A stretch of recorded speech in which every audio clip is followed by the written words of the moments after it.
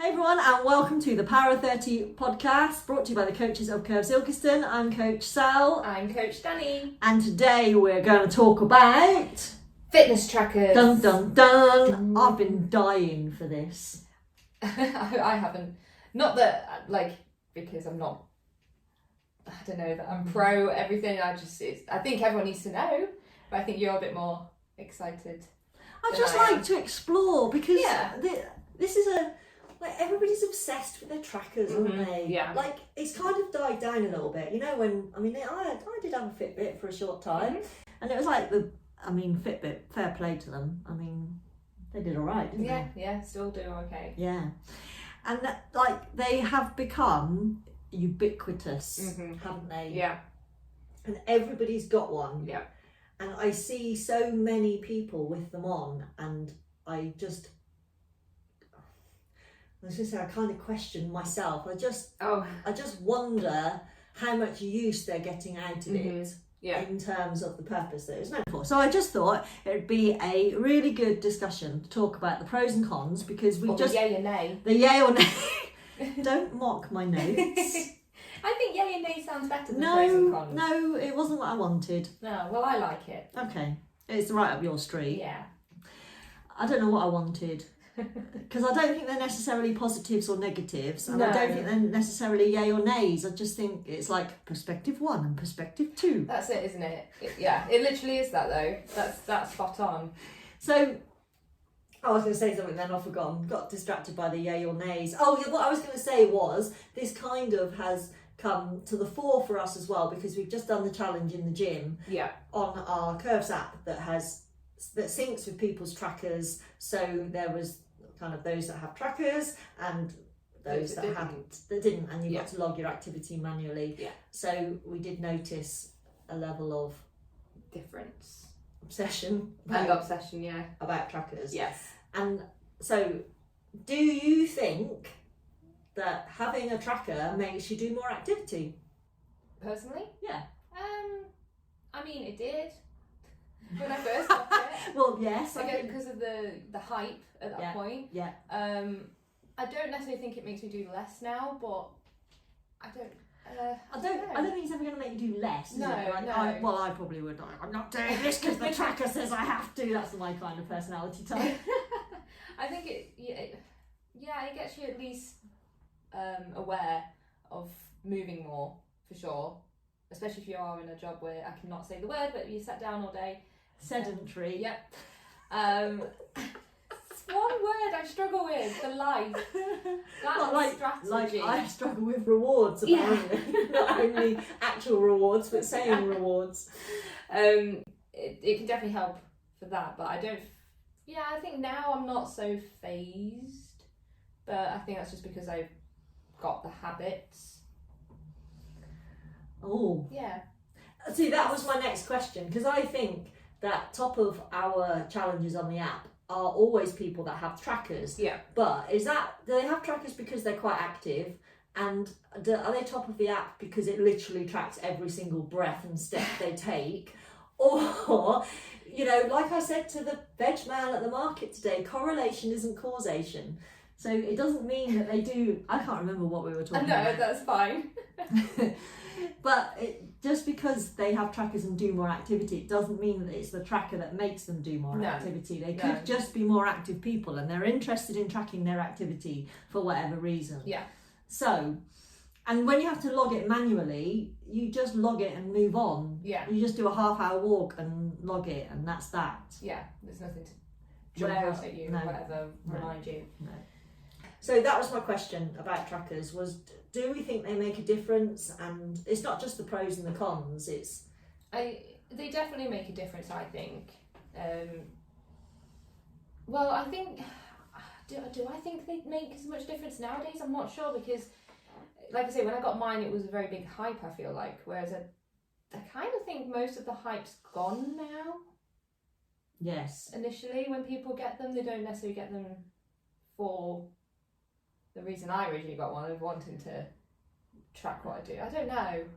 I think everybody that's going to get one has got one, apart from the kind of age-related. Yeah. You know, most people are, if they're that way, they've already got one. Yeah. maybe occasionally if they take up running or something Yeah, like that, they they might may want decide to buy something. one. Yes, and then I think the debate is, which one do you buy? But we're not doing a podcast on that, because that'd be dull. So And there's many. like 10 million YouTube videos about comparing trackers. Yeah. So why did you originally get one? Gosh, I've got to think back now. It's been a while. I think it was because I wanted to try, because I was doing a lot of different kind of exercises, so I just wanted to see how much I was doing, I guess. I was never bothered about calorie burn, personally. Like, that never bothered me. I just wanted to make sure that I was moving enough, and I guess because I know it's not accurate, but fitness, like heart rate level, if that was getting better and things like that. Yeah. And then just for, because I've got the Apple Watch, so if I get notifications, so then it became to the phone call side, like I got a notification for it. Yeah, yes, yeah, just so I can make sure. You can go out with your Dick Tracy watch on Yeah. and leave your phone at home. Not me, but some people can. Oh, okay. Ross can. Is that a different type? Yeah, you have to pay for an extra thing for that to happen, with that feature. Okay. But it means that if the phone is buried in my bag, and so, like for my family, a lot of possible emergency calls can come through. At least I can get It's to. never once been an emergency yet. But No, it but it could be one day. I can get to it. It's like, can you fix the remote? Yeah, but at least I know I can get to answering them.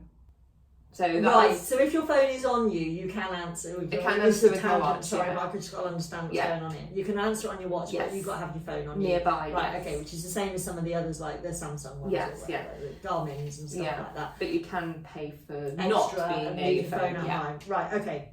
Because I think there is some argument for many people for that, but that's not what we're talking about. No. We're talking about fitness trackers specifically, and whether they change your life or not. I think it depends on the person as well and your approach to them.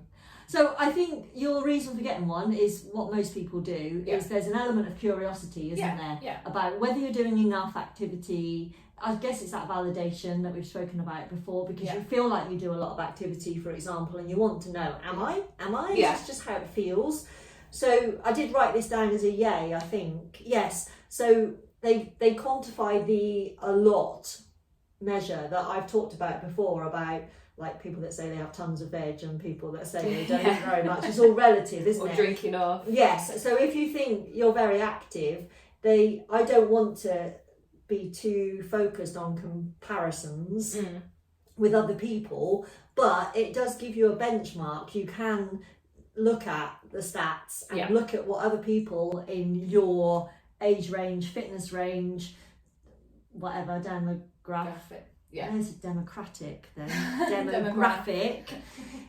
Then, and you can see how you're faring or whether you need to increase it or not. Because I've had conversations with people where they thought 5,000 steps was a lot. Yes. Yeah. And it's not. No. But it is to them. Yeah. So it's fine. So it does quantify the a lot part. So I've put that as a positive reason to have a tracker. You satisfy that curiosity and you get a measure on whether you are active, not active, active enough, and maybe it helps you to identify where you can increase activity levels. Yeah. Okay. So you still wear it. You've been wearing it ever since. Yeah. How often do you look at it? For the exercise For the data? purpose in which it would be classified a fitness tracker. I mean, I guess I look at it every time I do a workout, but not because I'm looking at the data, just so I can turn it on and off for tracking that workout. That's probably what I do. Yeah, that's probably it. Okay. For the fitness side of it. Yeah. I tend to use it more as almost a semi-substitute for my phone to look at messages, emails. It's more like a phone. Yeah. Without being on my phone and then leading into procrastination and such. Yeah, okay. So that's a fair point, because poking and stroking and all that, you actually can look and see if it's worth picking up your phone for. You can whatever it is. Preview messages or whatever. And then if it's not, then I don't need to look on my phone and then start looking on all sorts of social media that I didn't actually want to do. I might get one. There you go. No, I'm not going to No. get one. Well, I don't even wear a watch, so No, I mean it's mostly just become like a glorified watch. a glorified watch, which I think lots of people would agree with. So recently, one of our members, who won't mind us throwing her under the bus here at all, Rosie, she went on holiday. Yes. Did it stop working on holiday? Or I think it did. I got the vibe it just did. before. Right. So she went on holiday to Cornwall. Yep. And didn't have it for whatever reason. And had the detoxes. Yes, that's what I said. It was like, this is a detox moment. Yeah. And it was well, I was going to say life-changing. I don't know, it was life-changing, but it was quite an experience. Yeah, a bit of an eye-opener, isn't it? Yes. Yeah. And I think this is one of the problems with trackers, because what they do is elevate the importance of what I would call your ambient activity. Yeah. The stuff you do anyway. Mm-hmm. So then she's feeling like she's only getting 5,000 steps or half an hour's walk or whatever, not the 25,000 that she normally gets, but she's doing the same level of activity, so she is getting those things. Yeah. And so that leads into a bit of a false sense of security. When you're tracking every movement that you make, we get into that issue with trackers, is that it becomes about the data, it becomes about the time you spend doing something, not the quality of the thing that you're doing. Mm-hmm. And if you want to increase your activity for fitness or whatever, then you need to think about the quality of your activity, not just the quantity. Yeah. So having a tracker that you wear all of the time is fine, but it depends on how much importance you put on that data. Yeah. So I guess, because all of these trackers work similarly, like you just said, you set yours when you're doing an actual workout. Yeah. So we probably need to be starting to segment our activity up. But they don't do it automatically, do they? No, so they don't say, so like if you get steps during your workout, that just counts to your step count. Yes. It doesn't have an ambient step count No. and then an intentional step count because you went for a walk. Yeah. No. I think they are excellent. To go back to the kind of the curiosity, they're a great system if you've set a goal and you know that you need to increase your activity levels. So they're a great system for establishing where you are right now. But honestly, you can do that. Yeah. By yourself. Yeah. Because again, do we count ambient activity in terms of its effectiveness towards a goal? We don't, do we? Yeah. So it's a great system for knowing where you are now, and it also for increasing activity levels, because it does at least give you some measure of how much you're increasing by. Yeah. So that has value. You can set a reminder as well to move. See, this is where I'll be drink like, your water. oh, I don't think so. I'm having a watch telling me what to do. But a lot of people need that as well, because this might be a Gen X thing. Probably. You're not telling me what to do. I'm a Gen Xer. I survived being neglected my entire life. So having someone suddenly there, it's just not going to work. Millennials like, yes, I'll do it. Okay, yeah. I'll move. But a lot of people do need to do that, because I think nowadays, especially because a lot more people are working from home, so just sat all day, so we forget. Oh, it's been 4 hours since I've actually moved. Yes, and another thing I didn't have written down, but I've just thought of, is sometimes we overvalue the activity that we do. So for some people, if they're in a sedentary job, when they do activity, all that is doing is combating the fact that you're in a sedentary job. It's not contributing to your fitness in terms of increasing your fitness, because to offset being sat, whether you're a bus driver or an admin worker or a customer service person on the phone or whatever, when you're sat for long periods, you've got to pack in a lot of activity to improve fitness over that challenge. So if you're I would think that having a fitness tracker would overvalue some of the activity you're doing, whereas really you almost get a negative score from being sat a long time. So that's not such a good thing to think about, is it? No. I think the additional data that lots of these trackers give you can really manage your expectations. So I've been working with a couple of the members that didn't know about things like the stress scores that you can get, or the changes in some of the data that some of these trackers give you, whether it's resting heart rate variables, whether you sync it with another app that gives you a stress score, because I don't think the Apple Watch does it automatically, but you can sync it with another app to get a stress score. So for certain personality types, especially where they're kind of like do or die and all in and all or nothing, they're doing activity on top of activity on top of activity, when actually rest is, as we know, rest is super important. Yes. And understanding that you can do an activity at a lower level, lower intensity, so that you get all the benefits of exercise, such as mental health benefits, and your body, your physical body, gets time to rest and recover. So I do think there's a lot of really valuable data to be had if you understand those principles, and if you need somebody to explain it to you. I'm sure, again, there's probably a million YouTube videos. You can Google it. So I think there's data there that can manage your own expectations, that stops you from either overtraining or undertraining and being disappointed in your results. And I've worked with a few ladies, especially some with autoimmune conditions like fibromyalgia, where actually it's a good idea to get your rest, but they still need to keep moving. So actually not doing anything is not good. Yeah, but then doing too much is not good. So so then you can start to really work with your intensity levels and what your body needs, because at the end of the day, this activity is supposed to be of benefit. Isn't it? Yeah.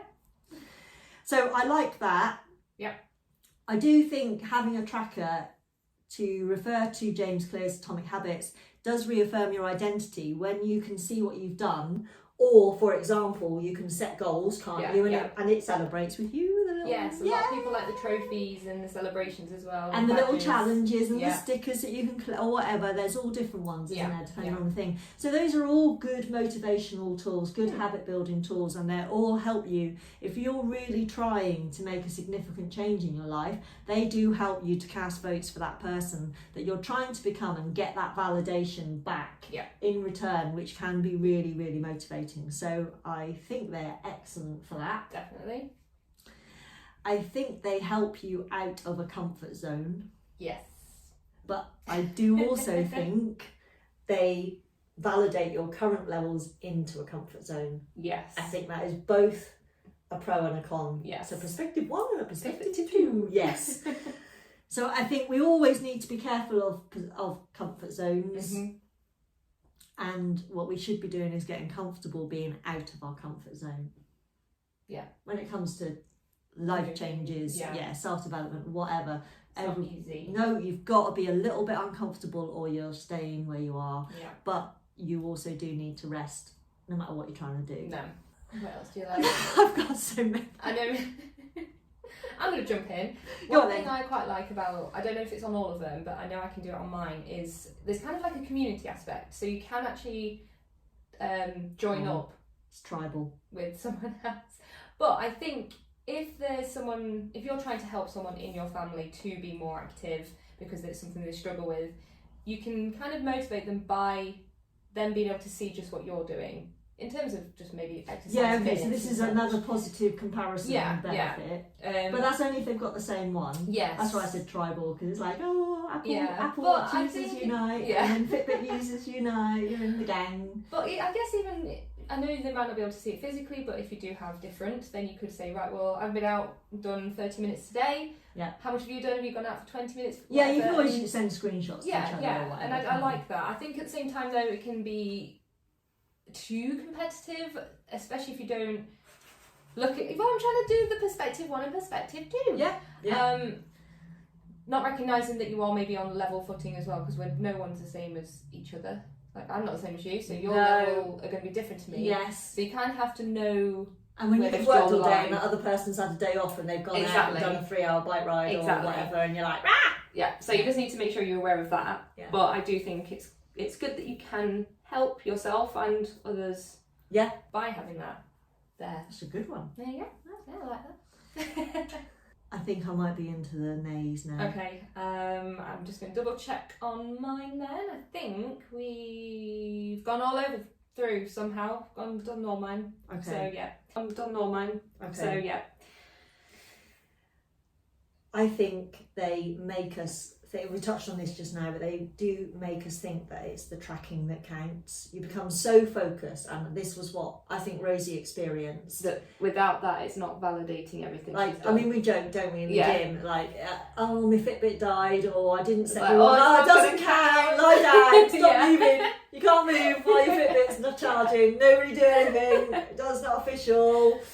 And I know it's a joke, but that is genuinely how a lot of people how feel. it makes you feel. Yeah. You literally do feel like, oh, I didn't set my watch. Oh, So now my watch is going to moan at me because Yeah. I haven't done 30 minutes exercise. Yeah. But I did do 30 minutes exercise. I know. It's And like, I can remember, like, this go back 100 years. Not quite. no trauma. Quite a long time though. My friend lent me her, she's like, I'm going on holiday for 2 weeks, I'll lend you my GPS watch. This was back in the thing where only runners had such things. It was way, way, way before Fitbits. Yeah. So she lent me this GPS watch, and I swear, the first time I used it, it had no battery. The second time I used it, because you used to have to put them out on the step to find the satellites, Yeah. right? So I did that, and then went, and then you're went, 100 years old. all right. Get me rune stones out. I put it on the step to find the satellites, and then went for my run. After forgetting it. Yes, Assuming, because right? it's on the step. Yeah. So first time it ran out, it was out of battery. Second time I put it on the step and then totally forgot about it and went for my run. Third time I put it on, it lost satellite partway through. So by the time she got back, I'd used it about once. I'm done with this. Yeah. This is, and obviously they're loads better now. Yeah. But it's like, I just can't be bothered. But it's the same sort of thing, isn't it? You're just like, oh God, is it worth it? Is it worth it? Mm-hmm. So